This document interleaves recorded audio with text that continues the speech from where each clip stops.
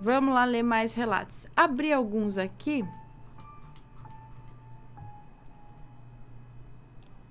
Conversei com um representante de Ashtar-Sheran. Como que é o nome dele que eu falo? Ashtar-Sheran. Ashtar-Sheran.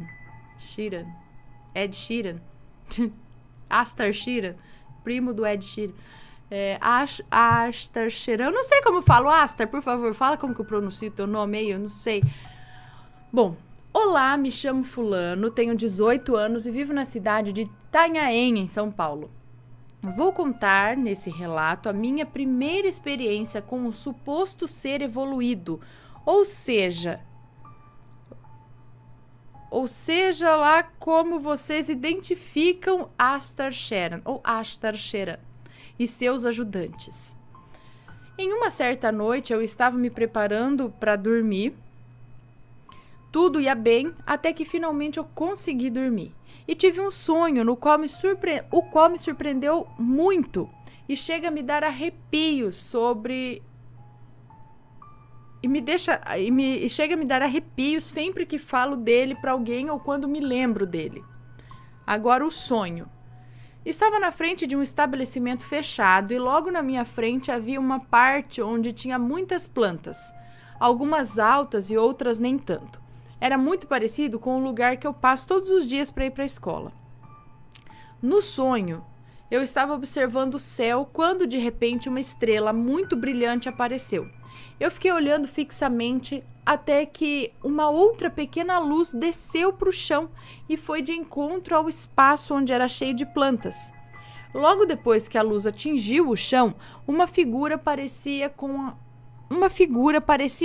como a de nós humanos veio em minha direção. Na hora eu fiquei muito assustado e sem reação. Quando a suposta pessoa chegou na minha frente, automaticamente me trouxe uma calmaria muito forte. Me senti muito relaxado. O homem tinha a aparência realmente semelhante à nossa, exceto pelos olhos, que eram mais puxados e um pouco maiores que o nosso, mas nada que chegasse a ser assustador. Vestia uma roupa azul que cobria todo o corpo. Tinha os cabelos loiros e longos, mas não chegava a passar do ombro.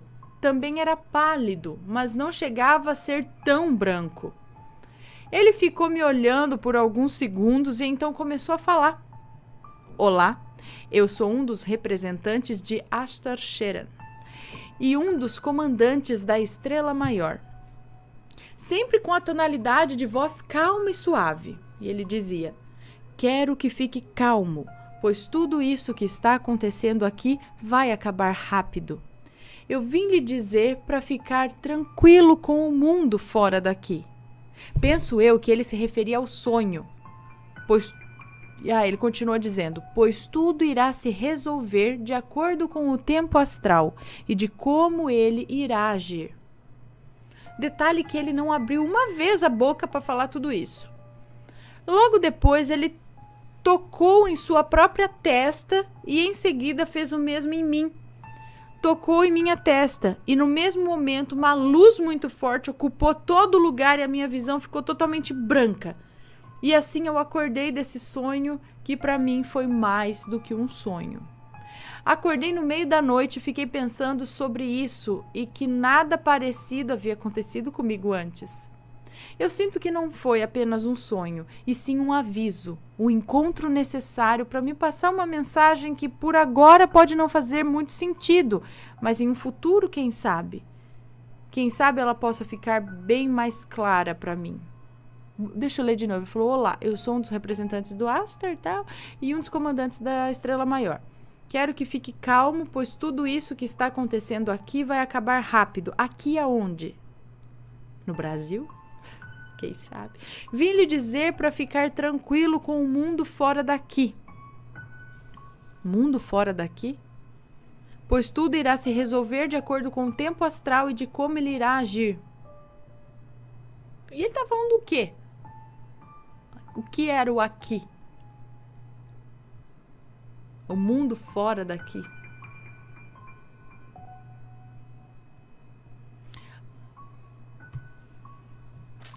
Ei, Astar, do que você tá falando? Não, não era o Astar, era o representante. Olha que chique, o Astar manda os representantes aqui falar. Que legal, também acho que, não sei, tem coisa assim que não parece só um sonho, né? Legal, deixa eu anotar. Quando que foi esse sonho?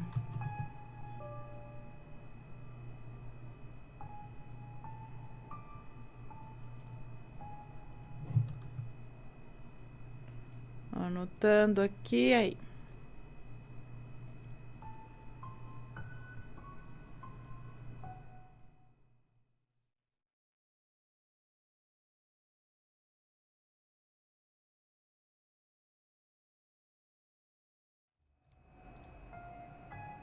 Minha casa na praia. Esse eu achei. Vamos ler. Oi, Ana. Me chamo Fulana e hoje vou contar sobre um relato que aconteceu comigo algum tempo atrás. Bom, o meu bisavô tinha uma casa na praia, na Barra do Sul, uma cidade praiana aqui perto de onde moro. Um certo dia, eu e minha família fomos passar o fim de semana lá. Sem nada previsto, tudo igual. Decidimos dar uma geral naquela casa, até porque já estava ficando velha e precisava de alguns reparos. A casa era um sobrado de 2 andares. No segundo andar ficava somente os quartos e o primeiro era o que ele ficava com a sua esposa, no caso a minha bisa. Nesse quarto havia um quadro dele com seu irmão. E na hora da faxina, minha mãe pediu para que meu pai levasse aquele quadro para baixo, em uma gaveta da cozinha. Foi aí que começaram as coisas estranhas. O celular da minha mãe começou a digitar a inicial do nosso sobrenome, que não irei citar aqui, mas a letra era M. O celular ligou sozinho e começou a digitar M sem parar. Ela reiniciou o celular e nada fazia aquilo parar. Até que ela pensou no que ela poderia ter feito para aquilo acontecer. Até chegar no resultado que ela tirou uma coisa muito valiosa para ele do seu devido lugar. No dia seguinte, estávamos ali num campinho ao lado, no lugar onde tinha visão da janela do seu quarto, e vi a cortina se abrindo. E imediatamente alguém olhou para mim com um rosto meio estranho, olhos muito grandes e um rosto preto. Quando fizemos contato visual, ele, ou qualquer coisa que seja, fechou a cortina. E até hoje, 3 anos depois, eu nunca mais subi sozinha lá em cima. Boa noite, assombrados. Boa noite.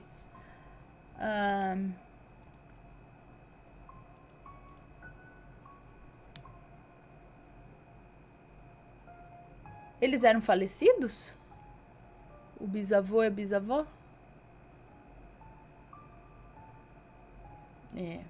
Mexer nessas coisas, nessas casas, reformar, tirar do lugar, essas coisas é meio...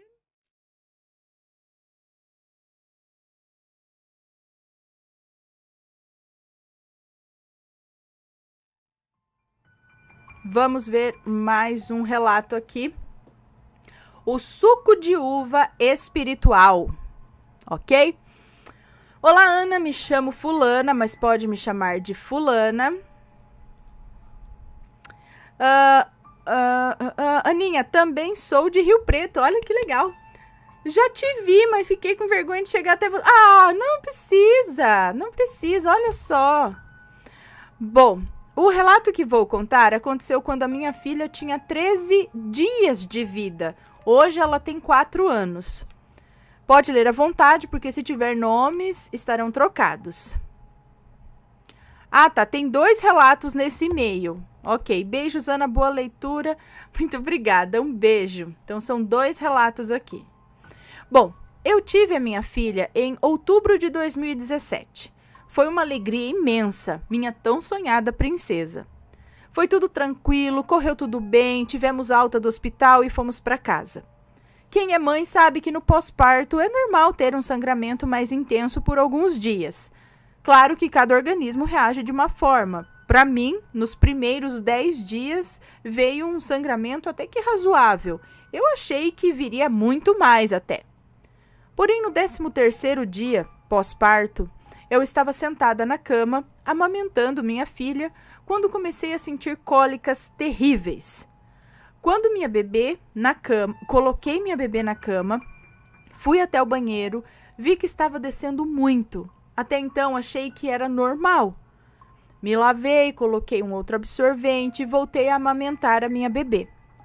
Novamente comecei a sentir dores horríveis, coloquei minha bebê de novo na cama, novamente fui ao banheiro e nesse momento, Ana do céu, assim, começou um fluxo muito, muito intenso, mas era muito mesmo.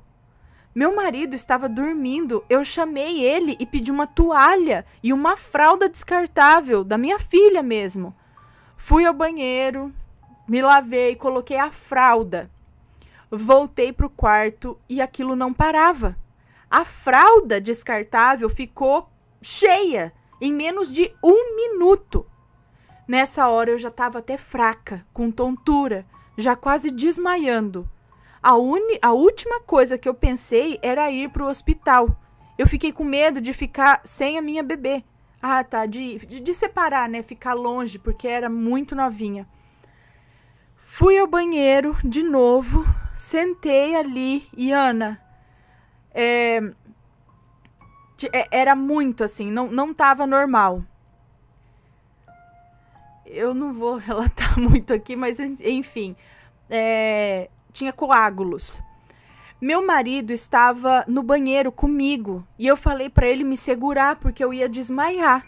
E ele me segurou e eu me apoiei nele e apaguei. Desmaiei. Foi assim por alguns segundos, quando eu ouvi um sussurro no meu ouvido dizendo: toma suco de uva, toma suco de uva. Eu voltei meio aérea ainda e falei pro meu marido: faz um suco de uva e me dá. Ele fez e me deu. E eu tomei. E Ana, na hora, eu voltei a ficar corada, a fraqueza sumiu e eu fiquei ótima. Era como se nada tivesse acontecido. Eu tinha pedido tanto para Deus me ajudar, eu creio que Ele fez isso. Obrigada, Ana, por ler o meu relato. Em seguida, vou contar outro, ok? Gente, uai, devia estar realmente... Mas por que o suco de uva? Por que não falou, tipo, toma um copo d'água, né? Que, sei lá, ia estar abençoado lá para fazer tudo melhorar. Por que não um copo d'água, que é mais simples? Por que um suco de uva? Né? Mas representativo? Não, mas... que interessante, porque aí parou o fluxo e voltou a ficar bem. Gente. E bom, também não era hidratação. Que interessante, né? E ela ouviu aquilo. E realmente ficou bem depois. Gente, que interessante, não é?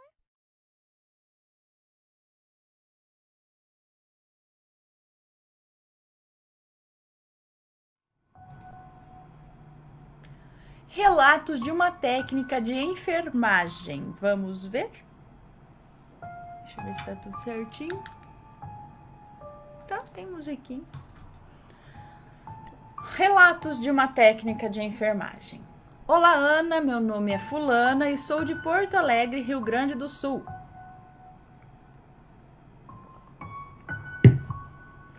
Aviso que este relato é longo. Não é tão longo não, tá? É médio. Já enviei vários relatos, meus e da minha família. Não se preocupe, pois não haverá nomes. É uma coletânea de relatos de hospitais, pois a minha mãe é técnica de enfermagem e a partir daqui quem conta é ela. Então agora é a mãe dela contando.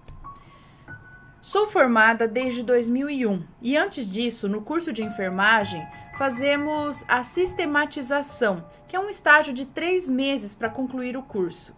Fiz esse estágio durante a noite. Em uma das noites, estava em meu turno na unidade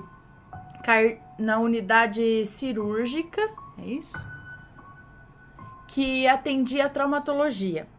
No intervalo, estava acompanhada de uma colega. Estávamos conversando em um corredor extenso quando avistei uma sombra negra em forma humana. Deixa eu só ver uma coisa aqui. Uma sombra negra em forma humana. Cadê? Onde está? Onde está?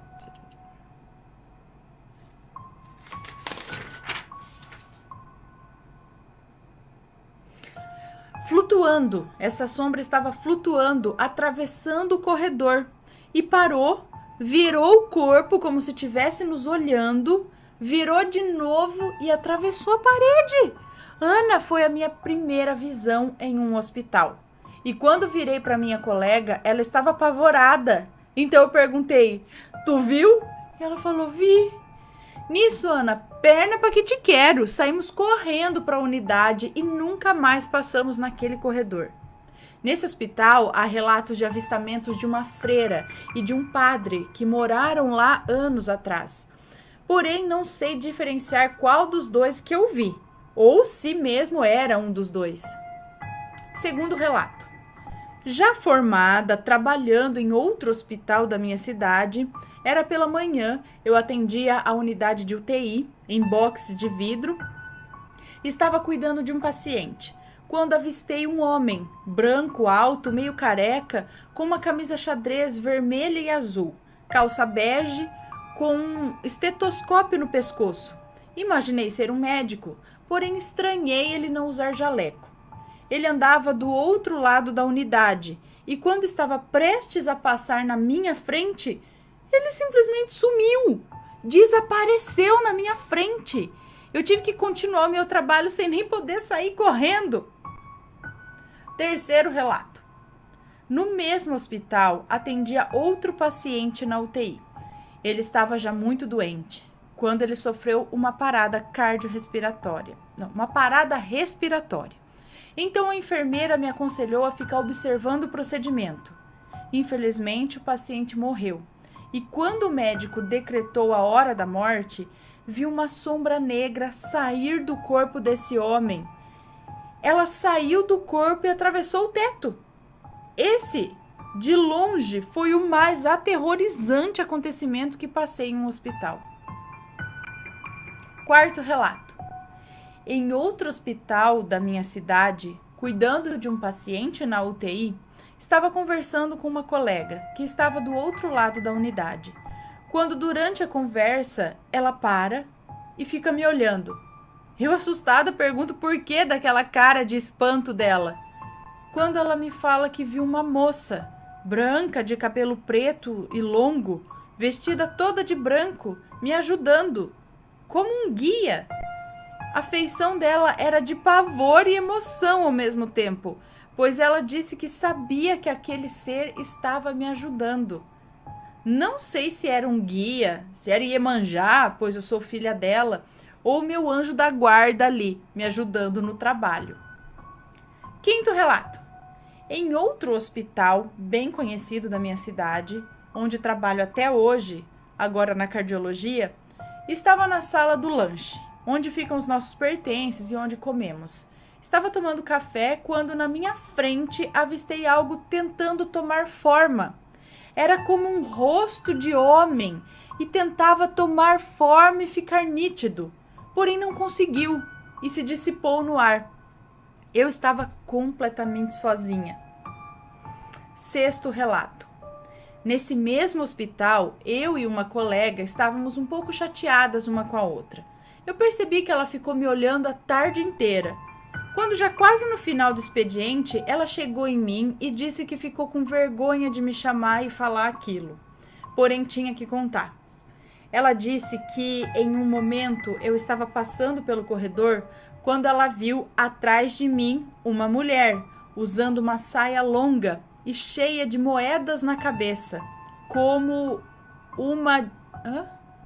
cheia de moedas na cabeça, como uma, sei lá, uma faixa de moedas, não sei, Seria uma cigana?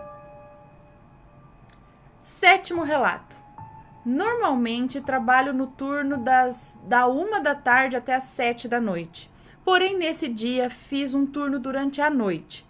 Era por volta da meia-noite, estava em um dos quartos que atendo, medicando um paciente, quando senti alguém atrás de mim e vi a silhueta de uma mulher de branco e achei que era uma colega. Quando fui pedir a sua ajuda, instantaneamente virei para trás e não vi ninguém. Gelei. Fiquei olhando aquele vazio, apavorada, quando a acompanhante desse paciente me perguntou o que aconteceu, pois ela viu meu espanto. Perguntei se ela viu alguém atrás de mim e ela me respondeu que não. Eu fiquei apavorada, pois realmente eu vi alguém tão nítido que realmente acreditei ser alguém de carne e osso. Ana, seria a mesma moça que a minha colega viu me ajudando anos atrás? Bom, Ana, estes foram os relatos hospitalares da minha mãe. Ela tem uma vida de relatos para te contar. Vou te mandando aos poucos. Somos muito fãs do canal. Dei para ela de aniversário uma luminária de pentagrama da tua loja, pois ela tem um pentagrama tatuado nas costas. E esse foi o primeiro relato que conto dela. Mas já mandei outros meus. Um beijo para você, pro Matheus, pros bebês, sucesso e até a próxima. Obrigada. Beijos para você. Gente, eu falo, hospital acontece tanta coisa, mas também tem, né, tem gente que tem maior sensibilidade para ver e perceber essas coisas, eu acho, outras não sei. Mas olha, deve ter história, hein? Pessoal que trabalha em hospitais.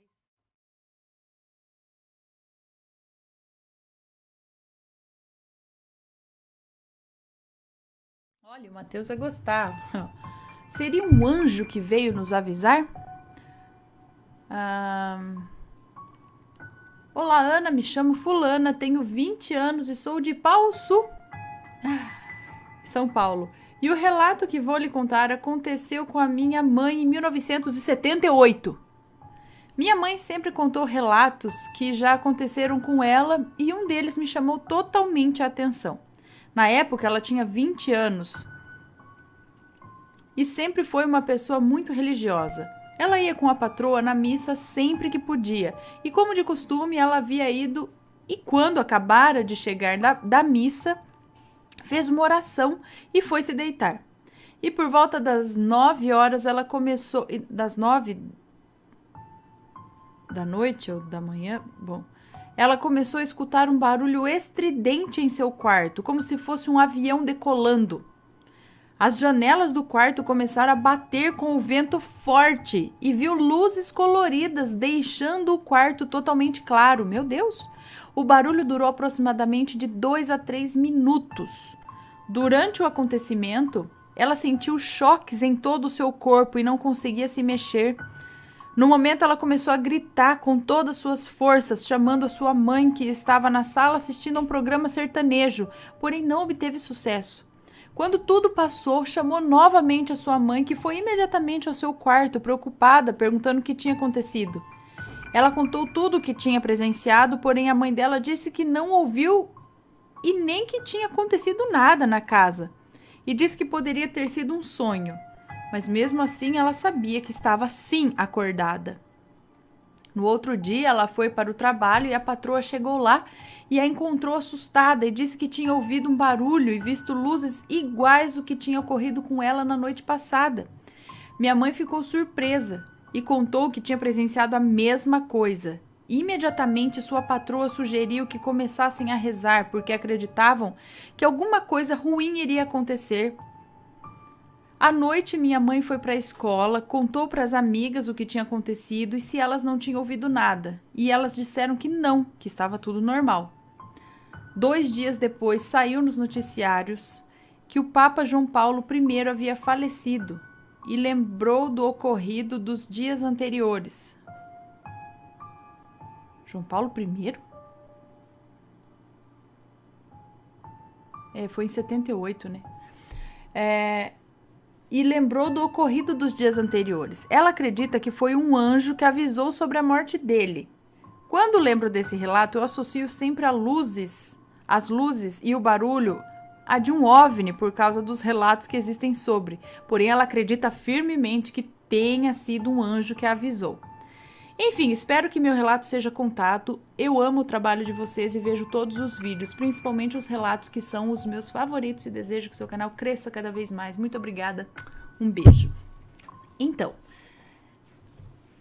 eu acho que não teria por que um anjo vir fazer esse estardalhaço no quarto para avisar que o Papa morreu. Né? Se fosse ainda avisar que um parente, alguém chegado, mas por que avisar a mãe que o Papa morreu? E a patroa também. Não tem sentido. Agora, essa descrição desse barulho e as luzes dentro do quarto e a paralisia, sim. Isso tem muito a ver com as visitas extraterrestres. Ainda mais quando acontece isso aqui e ninguém escuta do lado. Às vezes, né? Às vezes escuta também. Eu acredito. Aí que tá, mas ela acredita firmemente que é um anjo que veio avisar. É o que acontecia às vezes na Bíblia, eu digo aqui, eu acho polêmica, mas naquela época eles achavam que veio um anjo avisar. Mas quem seria esse anjo? Uma carruagem de fogo, né? Um ser de luz que vinha avisar e coisas do tipo, né? Então, é isso que acontecia às vezes, né? Recebia, na verdade, a visita de um extraterrestre, de um OVNI, alguma coisa assim, e eles relatavam como sendo um anjo que veio do céu. Eu sou muito alienígenas do passado. Muito obrigada pelo relato. Interessante. Lembra do filme Contatos Imediatos de Terceiro Grau? Que o menininho tá lá assim, começa a piscar umas luzes, e ele começa a ir em direção às luzes, começa a tocar, né? Fazia isso. E puxava o menino de dentro de casa, ficava piscando aquelas luzes coloridas também, não é? E parecia que acontecia um poltergeist lá dentro, tudo mexia. Bom, lido.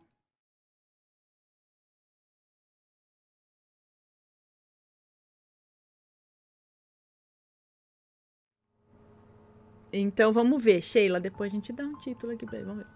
Olá, Ana, me chamo Fulana e vou compartilhar algo bem estranho que aconteceu comigo hoje de madrugada. Na verdade, no dia 18... é hoje mesmo. É hoje mesmo que aconteceu. 18 de novembro de 2021. Bom, eu tenho uma touca de cetim, cor vinho, e eu uso ela para dormir, para não bagunçar o cabelo durante a noite. Anteontem eu tinha usado essa touca como de costume, como sempre uso. E como no dia seguinte acordei um pouco atrasada para ir para a escola, acabei jogando no meu quarto sem dar muita atenção.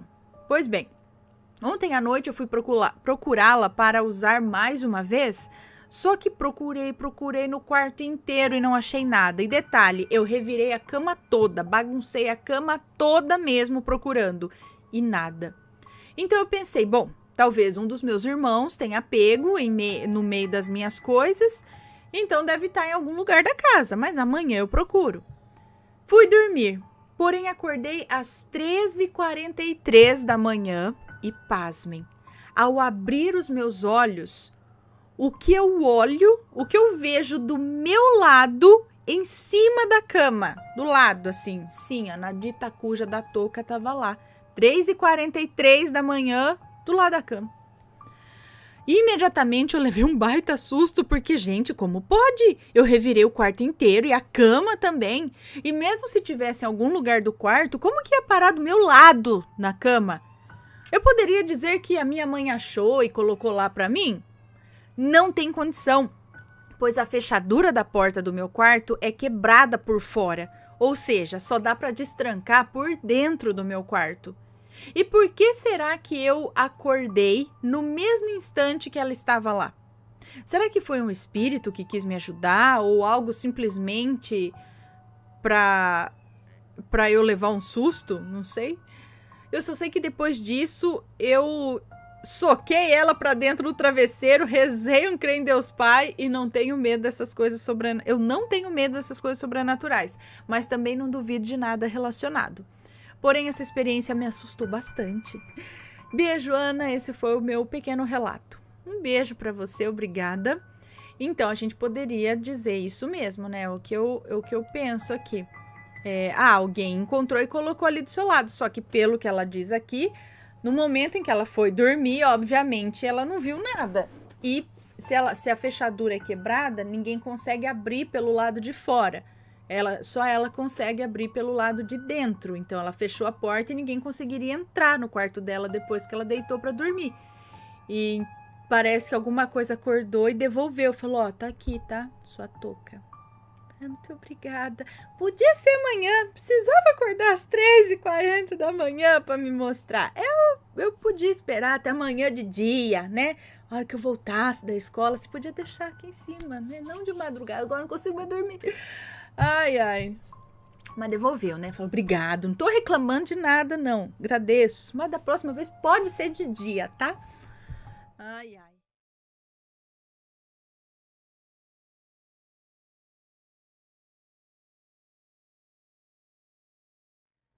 Aqui. Vamos ver este daqui. Bisavó macabra. Meu Deus. Olá, Ana e Assombrados, tudo certo com vocês? Eu espero que sim. Me chamo Fulana e hoje venho contar o meu relato para vocês.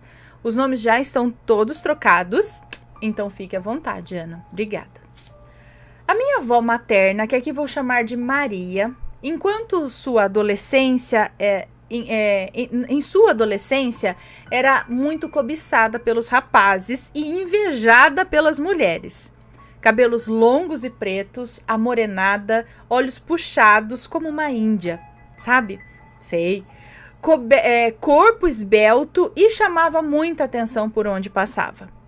Maria ia muito a esses lugares que fazem consulta de tarô e afins, acompanhando suas amigas e parentes. Nunca era para ela, ela ia com as pessoas. E toda vez que ela ia, os tarólogos pediam para ela esperar lá fora, pois tinha uma cigana muito linda e poderosa que a acompanhava. E a energia dessa cigana era muito intensa e, sem querer, acabava atrapalhando as sessões. E sempre falavam para minha avó que ela tinha o dom para desenvolver a mediunidade dela e trabalhar com essa cigana. Mas Maria sempre recusava, pois sabia que se aceitasse, teria que aprender o bem para fazer o bem e aprender o mal para se defender também. Maria conheceu um rapaz, Augusto, que também chamava muito atenção por onde passava. Louro, olhos verdes, bem branquinho. Eles chamavam muito atenção quando estavam juntos por ter essas características físicas diferentes. Logo começaram a namorar. E chegou o dia que Maria ia conhecer o sogro e a sogra. O sogro era uma pessoa muito querida, uma pessoa de bem. Já a sogra, que é minha bisavó, Dona Quitéria, era uma pessoa horrível e preconceituosa. Odiava Maria por ser de... Eu tô lembrando de outra história aqui, gente. Odiava Maria por ser de pele negra. Ela era racista.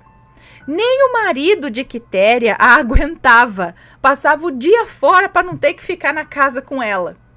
Quitéria passou a ser uma maledite na vida de Maria. Os filhos de Maria ficavam doentes e nada dava certo mais para Maria até ela descobrir que Quitéria fazia trabalhos constantes para Maria. Certo dia, Quitéria e o marido estavam brigando feio e Maria e Augusto moravam no fundo da casa deles e estavam ouvindo tudo quando de repente ficou um silêncio total. Nada de briga, apenas silêncio. Depois de 1 hora, Quitéria começou a chamar por ajuda e Maria, junto com Augusto, achando tudo muito estranho, foram correndo até lá. E, infelizmente, o marido de Quitéria, o pai de Augusto, estava caído no chão, já sem vida. Os médicos não conseguiram identificar do que ele morreu. Anos se passaram e Quitéria ainda era uma maledite na vida de Maria. Além dos trabalhos que Maria descobriu, Quitéria também amaldiçoou o terreno da casa em que Maria e Augusto moravam e que moram ainda hoje. Quitéria acabou tendo um AVC e nem mesmo os filhos dela queriam cuidar dela. Toda mulher que eles contratavam para cuidar dela, Toda mulher que contratavam para cuidar de Quitéria, essas mulheres a maltratavam ou roubavam as coisas dela, como roupas, joias, guardanapos, travessas, louças antigas e outras coisas mais. Logo ela ficou cada vez pior e por fim foi Maria quem cuidou de Quitéria. Cuidava dela com muito carinho e mesmo assim Quitéria a maltratava. Sua situação ficava cada vez pior e a filha mais velha de Quitéria decidiu então levá-la para casa dela e cuidar dela lá.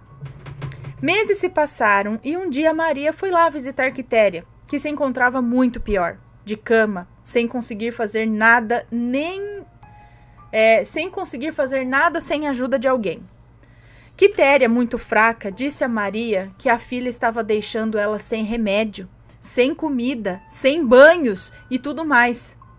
Quitéria chorava muito e pediu desculpas a Maria, dizendo que se arrependia de tudo que tinha feito para ela, pois quando ela mais precisou, Maria a ajudou com amor. Maria caiu também em lágrimas e a perdoou. Saindo de lá, voltou para casa pensando em alguma forma de tirar Quitéria de lá. Mas infelizmente era tarde demais. Naquela mesma noite, na casa da filha de Quitéria, onde ela estava, uma porta de vidro da casa estourou e todos que moravam na casa levantaram assustados para ver, e aparentemente só a porta de vidro que tinha quebrado. Foram olhar no quarto onde Quitéria estava e infelizmente ela estava morta. A emergência encontrou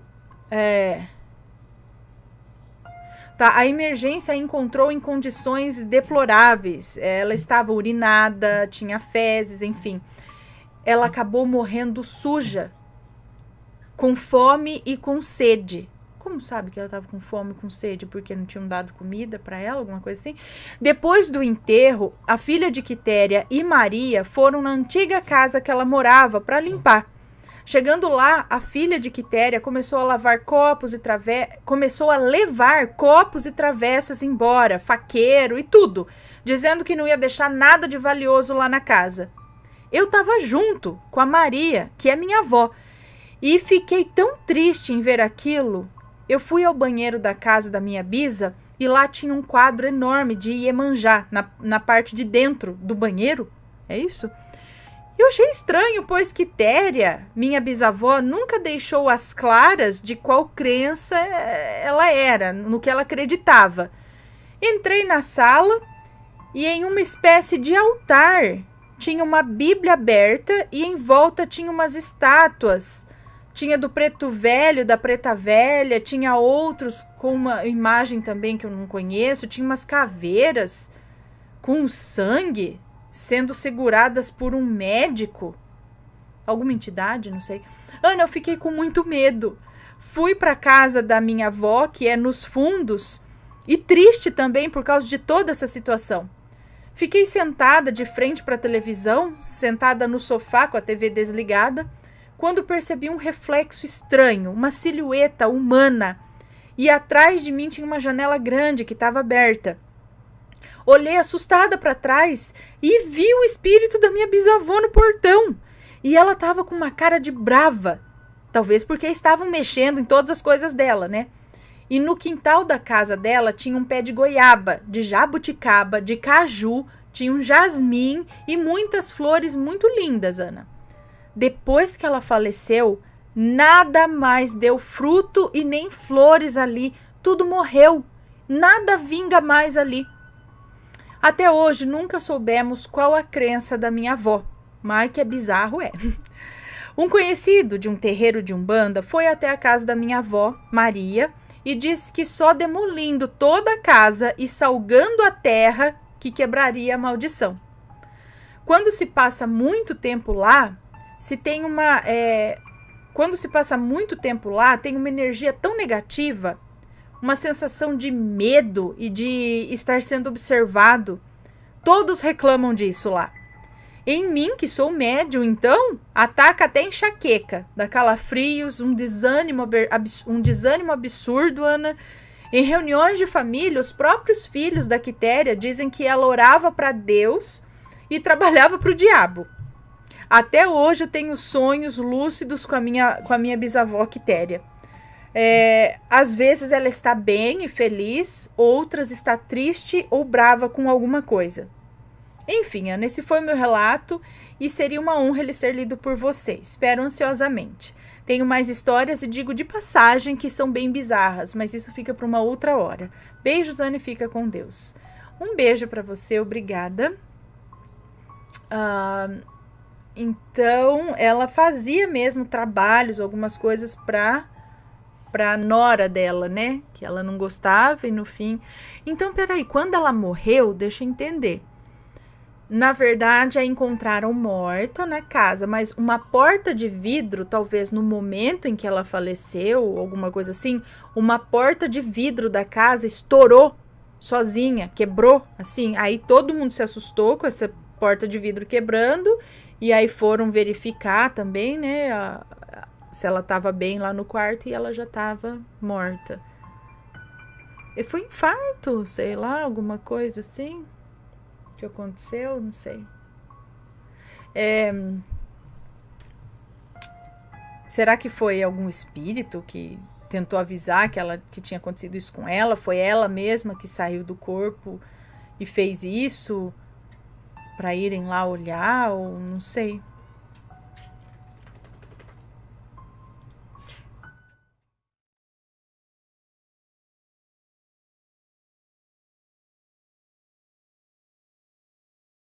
Tá, vamos lá. É curto o relato, O Homem Bode. Olá, Ana, sou fulano, moro em Alagoas, uma cidade chamada Arapiraca. Esse relato quem me contou foi um amigo, é isso, que é um bandista que trabalhou com a minha irmã. Isso aconteceu na cidade de Aracaju, Sergipe, onde a minha irmã mora. Segue o relato.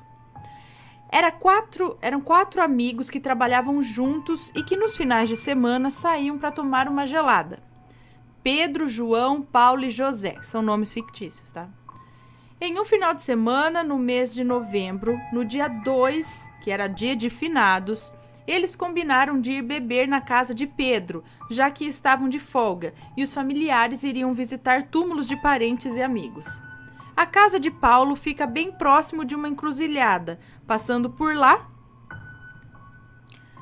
José, João e Paulo, acho que é a casa de Pedro, né? Ele deve ter confundido. A casa de Pedro fica bem próximo de uma encruzilhada.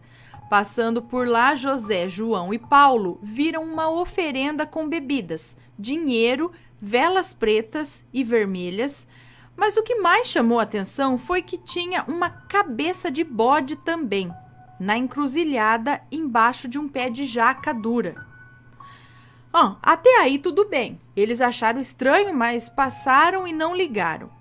Já na casa de Pedro, eles beberam, conversaram e quando já estavam bem alcoolizados, lembraram do despacho que viram e tiveram a estúpida ideia de ir lá desmanchar. Chegando lá na encruzilhada, Pedro, João e Paulo ficaram meio que com receio de mexer.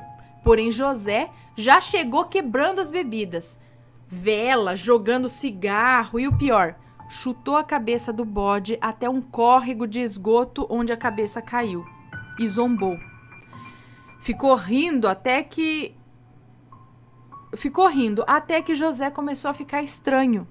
Seus braços, nos primeiros momentos, ficaram atrás das costas e ele começou a berrar igual bode. De início, os outros meninos acharam que era brincadeira dele, então pediram para ele parar e voltarem para a casa de Pedro. Nesse momento, o olho de José ficou muito preto e ele subiu no pé de jaca em uma velocidade surreal. E em uma galha da árvore, ele ficou pendurado lá, preso apenas pelas pernas e berrando muito. Foi aí que Paulo, Pedro e João perceberam que não era o amigo deles, mas que era algo relacionado ao despacho e correram para uma igrejinha que ficava em frente a uma praça. Lá eles viram o padre e pediram ajuda, porém o padre não acreditou. Pensou que eles estavam bêbados, criando história. Então, Pedro lembrou que seu vizinho era um bandista e contou a história para ele, que ligou pro pai de santo dele, que veio com mais uns médiuns do terreiro e foram atrás de José. Chegando lá, eles fizeram uma oração, tentou falar com a entidade pedindo perdão pela atitude de José e falou que daria uma cabeça de bode a ele. Nisso, José se contorceu todo e com uma voz que não parecia ser humana, falou: "Ele mexeu no que era meu. Não tinha por que ele ter mexido. Eu poderia ficar com ele agora. Mas como querem ajudá-lo? Pois bem, não quero mais a cabeça do bode. Agora eu quero um bode inteiro." Daí eles conseguiram comprar um bode e deram à entidade. Só assim José ficou liberto e pôde descer do pé de jaca dura. Esse relato é bem famoso em Aracaju. As pessoas dizem que é real. Um beijo, Ana. Um beijo. Eita, então ele não virou bode. Ele, sei lá, alguma entidade aí. Mas a gente não vai mexer, não mexe. Aprendam aqui que não deve mexer, futucá-la, deixa lá. É errado, tá? Isso chega a ser crime também? Não sei. É porque também tá na rua, né? Acho que... Bom... eu já ouvi gente dizer que não é nem correto colocar essas coisas em vias públicas, nem para entidade, que existem locais próprios para isso, dentro do próprio terreiro, não sei o que o correto não é colocar nas ruas, assim, largar ao tempo, a Deus dará. É realmente para colocar em locais próprios, particulares, não em qualquer lugar. Mas também, se tá lá, não vai mexer, né, gente? Deixa lá, né? Não importa o que é, não é com você. Deixa a pessoa lá.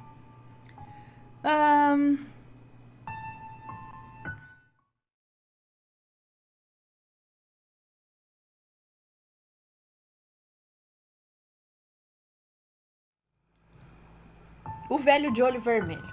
Olá, Ana, mais uma vez. É uma honra, espero que leia ao vivo se possível, mandar mais um dos tantos relatos dos quais passei, em geral, na minha infância, que foi em 1900 e bolinha. Naquela época, a molecada se divertia mesmo, nem se compara com essa geração de hoje, com a cara atolada no smartphone e não pego nem sol. É verdade. Nem eu pego mais sol hoje.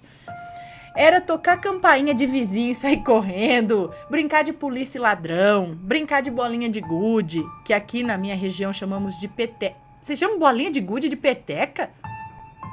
Brincar de peão, soltar pipa, jogar bombinha na rua até altas horas. Violência era quase zero. Bons tempos, né? Enfim, era muita diversão. É porque não tinha também o que fazer, né? Poucos tinham videogame. Não existia celular, nada. Porque eu acho que se existisse naquela época, ia ficar todo mundo que nem tá hoje, né? Ixi, eu peguei ali, eu vi o Nintendo Switch, eu falei, isso aqui na minha época eu ia virar um vampiro dentro de casa, eu não ia sair. Mas era muito bom, ainda bem que a gente não tinha isso. Eu acho, não sei. Mas era muito gostoso. Se bem que eu não era muito daquelas que ficar correndo na rua, era mais pata-choca, mas era gostoso. Eu brincava de Barbie sentada na calçada, amava também. Bom, beleza. Então, muita diversão. Só que a nossa turma do bairro, a nossa brincadeira preferida era jogar futebol em terrenos baldios. E o que a gente mais gostava era o terreno que ficava de fundo com o quintal da minha avó. Na frente do terreno tinha uma casa abandonada e trancada com cadeado, e no fundo um quintal enorme que servia de campinho. Agora começa o relato propriamente dito. A minha turma usava o terreno quase todos os dias, e até aí tudo bem.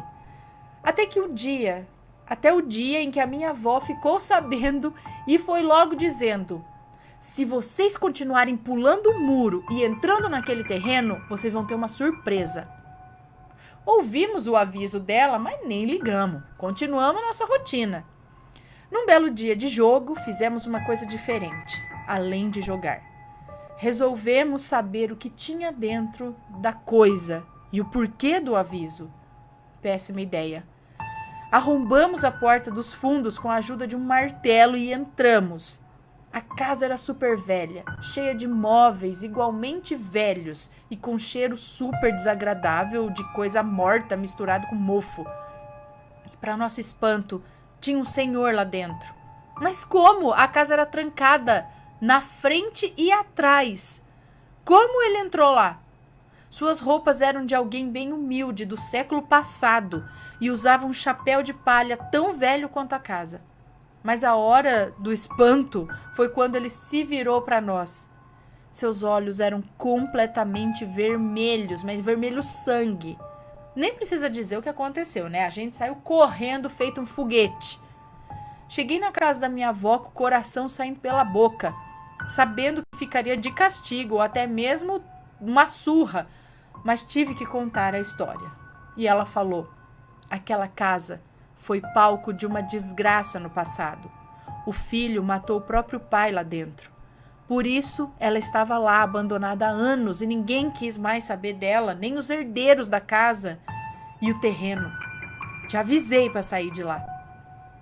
Aquela visão não foi só eu que vi. Aquela visão que não foi só eu que vi atormentou o meu sono durante meses e até hoje eu me pergunto quem seria o homem, o pai ou o filho? Muito obrigado, Ana. Sei que ficou longo demais, mas foi assim que aconteceu. E tenho pelo menos mais 4 amigos meus como testemunha dessa história. Um abraço a todos e fiquem com Deus.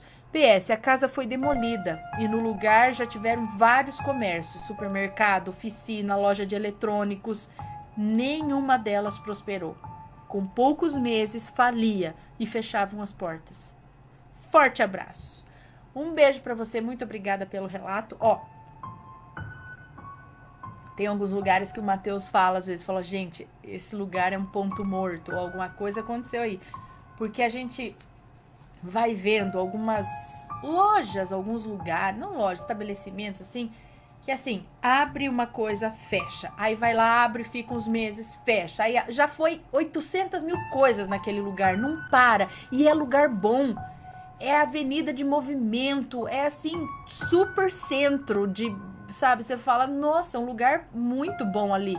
E a coisa não vai pra frente. Já vários pontos que o Matheus, ainda a hora que ele vê que abriu alguma coisa ali, fala que aquilo lá vai fechar loguinho. Não para nada nesse lugar.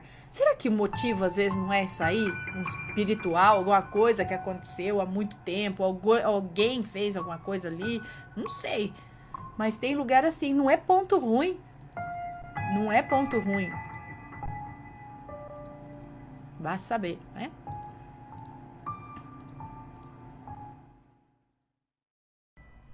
Olá, assombrados. Espero que estejam gostando das coletâneas especiais. Daqui a pouco eu volto, hein? Aguenta aí. Mas você já adquiriu a sua caixa assombrada do mês de dezembro com o tema Varginha? Vou mostrar de novo para vocês o que vem e tem novidade ainda, tá? Olha, você vai receber uma camiseta aqui, ó, de Varginha que brilha no escuro. Camiseta com o ET de Varginha que brilha no escuro. Você vai receber também este ganchinho aqui, ó, com ET de Varginha que você pode colocar na cozinha para colocar o seu guardanapo. Olha que chique. Guardanapo no ET de Varginha. Você fixa aqui na parede, tá bom? Então, este ganchinho vai receber também essa estatueta, né? Esse miniatura aqui em resina, exclusivo e numerado também, tá? Só para caixa assombrada aqui, pintado à mão, no maior capricho, como vocês sabem. E vocês vão receber também a caixinha para colocar ele dentro ou uma caixinha decorativa para vocês montarem, tá? Vocês vão receber o papel com as instruções e vocês mesmos podem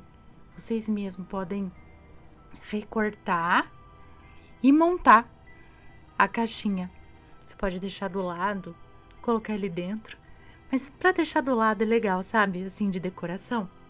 E também esse display que você também vai montar, dobrar, pra colocar o seu ETzinho nele aqui, ó, na frente do muro, onde ele foi visto, né? Aqui assim, ó. Então, você vai montar esse display que vai na caixa junto com as outras coisinhas.